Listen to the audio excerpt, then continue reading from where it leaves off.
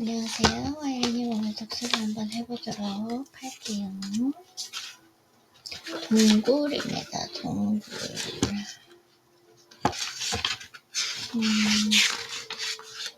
묵상. 아니 어떻게 이렇게 제가 표시해놓은 부분이 하나도 없어질 수가 있을까요? 자, 몰입. 제목이 뭐죠? 관조. 있는 그대로의 나를 발견하기. 검토되지 않는 삶은 살만한 가치가 없습니다. 검토되지 않은 삶. 소크라테스. 몰입도는 우선 후원자와 배우들의 실력에 따라 달라집니다. 배우들의 실력.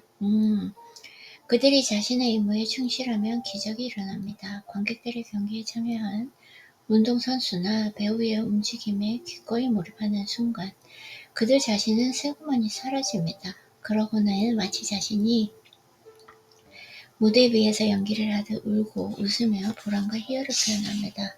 배우는 관객과 자신의 몰입을 돕기 위해 어떤 물건으로 목소리가 나오는 입과 거울을 가립니다.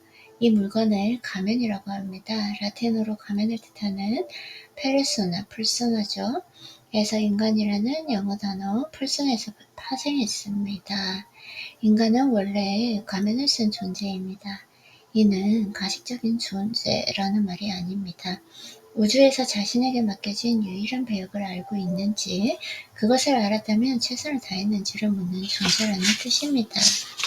배우는 가면으로 자신의 얼굴을 가린 채 몸짓과 목소리만으로 극중 인물을 표현합니다. 배우가 배역에 집중해 모아 상태로 진입하면 관객들 역시 한순간 가면 뒤의 배우로 변모합니다. 배우의 공포와 연민을 함께 느끼는 것입니다.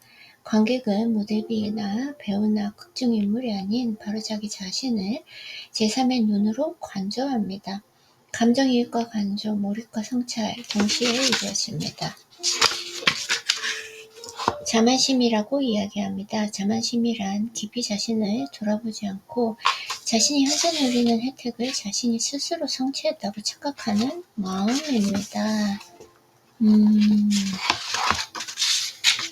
이 우주에서 시간이라는 괴물을 이길 수 있는 것은 아무도 없습니다. 시간은 헐시기를 떠난 화살처럼 돌이킬 수 없습니다. 오직 미래라 일컬어지는 미지의 경계로 만물을 강제 진입시킵니다. 인간에게 남겨지는 것은 과거라는 기억뿐입니다. 혼돈에서 질서로, 없음에서 있음으로의 질적인 변화는 처음이라는 특별한 순간을 통해 가능합니다. 처음이란 이전과는 질적으로 전혀 다른 상태로 진입하기 위한 경계의 찰나입니다. 습관처럼 흘러가던 이전의 양적인 시간과 달리 충격적이고도 압도적이어서 전율하게 하는 문지방입니다. 창조라는 그 의미는 무에서 유를 만드는 것이 아닙니다. 창조란 자신의 삶에 있어서 핵심을 찾아가는 과정입니다. 이 과정은 자신의 삶의 깊은 관조를 통해 부수적인 것, 쓸데없는 것, 남의 눈치, 체면을 제거하는 거룩한 행위입니다. 잠시 하던 일을 멈추고 어제 나를 돌아보는 시간을 가져보십시오. 내가 지금 하고 있는 일이 얼마나 창조적인지, 목숨을 걸만한 일인지 돌이켜보십시오. 그저 습관적으로 해오던 일이라면 가감히 잘라내야 합니다. 그것만이 우리를 다시 처음의 순간으로 진입하게 해줄 것이다. 모든 인간은 실수를 합니다. 유일한 범죄는 자신의 잘못을 인정하지 못하는 자만심입니다. 숭고함을 자유자재로 사용하기 위해 부단한 기술, 훈련, 그리고 절차를 수련해야 한다고 말합니다. 숭고함은 언어를 표현함에 있어서 고상함과 탁월함으로 독자나 청자를 자신이 원하는 대로 감동시킬 수 있는 능력입니다. 숭고함은 그것을 관찰하는 사람의 상상력을 자극하고 완성해야만 합니다. 그런 의미에서 숭고함은 자연 그 자체에 있는 것이 아니라 그것을 보고 반응하는 인간의 마음에 존재합니다. 아름다움은 쾌락, 보상, 만족의 감정과 연관되어 있지만 숭고함은 경외, 두려움, 공포에 대한 반응입니다. 이성의 판단을 초월해 모호하고 불확실하며 무한을 지향합니다. 아름다움은 무언가를 관찰의 대상으로 여기고 그것을 판단하는 심미적 반응입니다. 대상을 판단하는 기준이 나에게 있으므로 개인적이며 주관적입니다. 그러나 숭고함은 다릅니다. 관찰자가 대상을 응시하다 보면 이상한 현상이 벌어집니다. 시간이 지나면서 관찰자인 주체가 점점 사라지고 대상이 주체를 압도합니다. 그래서 심지어는 눈을 멀게 해 더 이상 볼 수 없게 하거나 혹은 그 대상이 오히려 주체가 되어 관찰자를 대상으로 만들어 버립니다. 이런 경우 관찰자의 반응은 세상의 아름다움과 추함, 착함과 악함, 향기로움과 악취 등의 이분법적인 도식을 넘어섭니다. 이러한 신비적인 반응을 숭고하다라고 말합니다. 내가 그 대상을 바라보지만 어느 순간에 나는 없어져 무한 상태로 진입하고 오히려 그 대상이 나를 관찰합니다. 나는 이 숭고함을 경험하며 한이에 찬 눈물을 흘립니다. 네. 이 모호한 상태를 인내하면서 자신이 처한 상황을 외면하지 않고 있는 그대로 수용했습니다. 그들은 이 같은 능력을 부정적 수용 능력이라고 말했습니다. 부정적 수용 능력은 모순의 상태로 있는 그대로 자기 삶의 일부로 교환하려는 삶의 태도입니다. 이것은 보잘것없는 환경에서 출발한 부정적 감정들을 자신을 위한 가장 튼튼한 기반으로 만드는 역설적인 능력이자 매 순간 엄습하는 불안과 초조, 외로움과 우울함, 애매모호함을 자신이 상상한 찬란한 미래를 위한 굳건한 발판으로 만드는 능력입니다. 자신이 처한 낯설고 힘든 경계가 사실은 자신만의 개성을 발견하고 드러낼 수 있는 심오한 장소가 되는 것입니다. 감히 당신 자신을 위해 생각하는 시간을 가지십시오. 나는 누구인가? 나는 무엇으로 구성되어 있는가? 나는 내 생각에 가감없는 표현이다. 나의 얼굴 몸가짐, 내가 처한 환경은 내 생각을 그대로 반영한다. 앞으로 다가올 미래도 내 생각에 의해서 결정될 것입니다. 그 미래는 조각가 앞에 놓여있는 다듬어지지 않는 커다란 돌덩어리입니다. 머릿속에 그려놓은 생각들을 어떻게 쪼아내고 갈고 다듬냐에 따라 각기 다른 형태의 조각품을 탄생할 것입니다. 사유란 내 손에 쥐어져 있는 점과 망치를 통해 어제까지 내가 알게 모르게 습득한 구태의연함을 쪼아버리는 작업입니다. 지금 이 순간에 몰입해 나의 생각을 만질 수 있고 볼 수 있도록 만들어내는 마술입니다. 그러면 내가 만들어낼 조각품의 청사진은 무엇인가? 내 손에 들려있는 점을 부단히 움직이게 하는 그 원동력은 무엇인가? 나를 더 나은 나로 변화시키는 그 현장은 내가 대부분의 시간을 보내는 집이고 내가 만나는 사람이며 책입니다. 천국은 죽은 다음에 가는 장소가 아니라 바로 여기. 농부가 매일매일 일구는 밭, 흙먼지를 뒤집어 쓰며 잡초를 뽑고 벌레를 잡고 씨를 뿌리고 거두는 그 삶의 터전입니다. 다만 감추어져 있어서 그 안에 든 보화를 우리가 모릅니다. 그 보화를 발견하는 훈련이 바로 생각입니다. 생각을 한다는 것은 송골매의 눈으로 나를 보는 연습, 최고의 경지에서 있는 그대로의 나의 모습을 관조하는 것입니다. 서양 전통에서도 묵상, contemplation, 즉 자신의 모습을 독수리 눈으로 찍어본다는 의미를 가지고 있습니다. Oh, I see. contemplation. beautiful. 결국 사유란 지금 내가 처해 있는 그 삶의 터전을 극락이라 여기며 매의 눈으로 있는 그대로의 나를 응시하는 것입니다. 지금 내가 서 있는 이 장소와 이 시간이 나의 사유의 대상이며 그것을 나를 위한 천국으로 만들고자 결심할 때 신은 우리에게 미소를 선물합니다. 본다는 행위에는 세 가지 의미가 있습니다. 첫 번째 의미는 그저 보는 것입니다. 그저 보는 것은 자신의 과거 습관과 편견대로 또는 자신의 기준으로 상대를 보는 행위입니다. 내 눈앞에 나타나는 것에 대한 즉각적이고 수동적인 시각적 반응으로 누구도 피할 수 없는 것입니다. 이 보는 행위에는 대상이 없습니다. 그 대상이 내 시야에 들어올 뿐입니다. 아침에 일어나 커튼을 젖히면 날아다니는 새와 푸른 소나무가 눈에 들어옵니다. 보려 애쓰지 않아도 저절로 눈에 들어옵니다. 의지가 개입되지 않은 그냥 일어나는 사건입니다. 이 순간 그 대상을 판단하는 기준은 오로지 내 안목에서 비롯됩니다. 결국 그저 보는 것은 그냥 눈에 보이는 것의 행위에 불과합니다. 나를 부르는 행위가 의도적이며 그 대상이 확실할 때 우리는 살펴보다 라고 말합니다. 살펴보는 행위는 그저 보는 것과는 달리 의도적이고 의식적인 노력이 필요합니다. 관찰입니다. 관찰은 깊이 보는 행위이며 이것의 특징은 무화성입니다.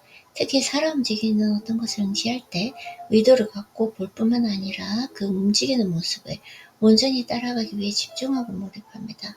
관찰이란 가시적으로 보는 것을 넘어 안 보이는 것을 보는 행위입니다. 우리는 자신이 보고 싶은 것만 보도록 뇌와 눈을 훈련해왔습니다. 하지만 그 대상의 배후에 있는 그 어떤 것을 인식하기 위해서는 내가 지닌 관습과 편견의 시선을 제거해야 합니다. 그렇지 않으면 그저 보기 때문입니다. 프리쉬의 혁신적인 발견의 비결은 바로 오래 관찰하기입니다. 당신은 그저 눈에 들어오는 대로 보는 편인가? 아니면 오래 관찰하며 사물의 본질을 직시하는 편인가?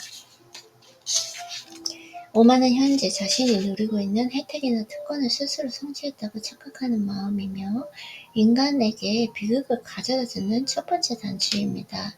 휴브리스는 초심을 잃었을 때 반드시 따라오는 극도의 자만심이자 과도한 자기 확신의 마음 상태다. 휴브리스? 오케이. 휴브리스라는 병에 걸리면 그 사람은 곧바로 눈뜬 장님이 됩니다. 두 눈을 부릅뜨고 직시해야 할 현실 감각을 상실하고 자신의 능력을 과시하기 시작합니다. 지금 당신은 당신이 누리고 있는 혜택을 당연한 것으로 여기지는 않는가? 자신을 혜택받을 권리가 있는 사람으로 생각하고 있지는 않는가? 그렇다면 당신은 오만, 장님성, 불행이라는 미로에 걸려든 것입니다. 이 미로에 걸려들지 않으려면 어떻게 해야 할까? 몰입이란 자신을 새로운 시점, 높은 경지로 들어올려 그곳에서 자신을 가만히 들여다보는 연습입니다. 몰입. 몰입은 또한 군더더기를 버리는 행위입니다.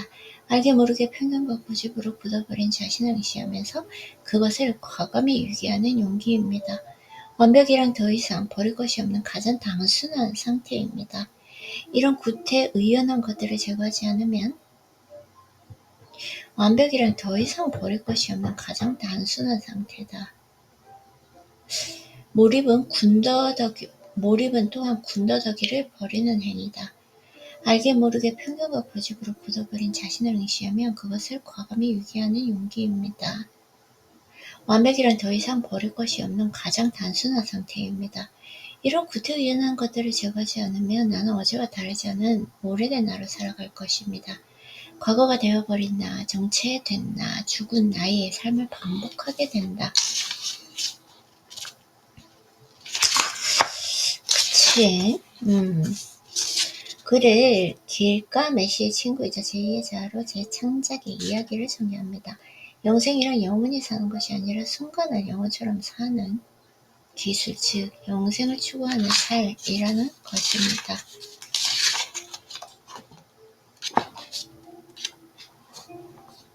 괴물, 묵상이 달리기고 달리기가 묵상입니다. 새로운 하루를 신나게 살기 위한 통과의리입니다. 묵상을 할 때도 달리기를 할 때도 내가 가장 두려워하는 것은 순간순간 나를 주저앉히는 괴물입니다. 이 괴물은 내게 패배의 쓰라림을 안겨줍니다. 이 괴물은 바로 내 안에서 나를 조종하는 또 다른 나입니다. 마음속 몬스터는 익숙하고 게으른 과거로 돌아가라고 끊임없이 나를 유혹합니다. 사람들은 이 경계에서 쉽게 포기하게 됩니다.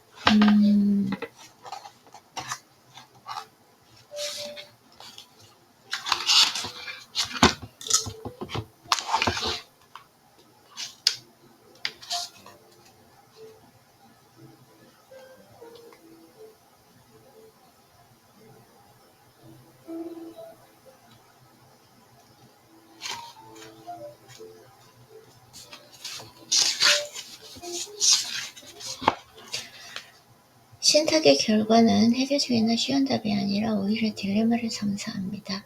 주인공은 이 딜레마를 헤쳐 자립에 도달할 수 있기 때문입니다. 세 갈래의 길은 플라톤의 표현을 빌리면 운명을 결정하는 중요한 일이 일어나는 무시무시하고 이해하기 힘든 코라입니다. 이 단어는 고대 그리스어로 들판이라는 의미인데 혼돈에서 질서의 세계로 진입하기 위해 반드시 거쳐야 하는 통과 의리의 장소이다. 바로 티베의 왕이자 자신의 친부인 라이오스입니다. 누가 먼저 길을 가느냐 하는 사서 말두탄 끝에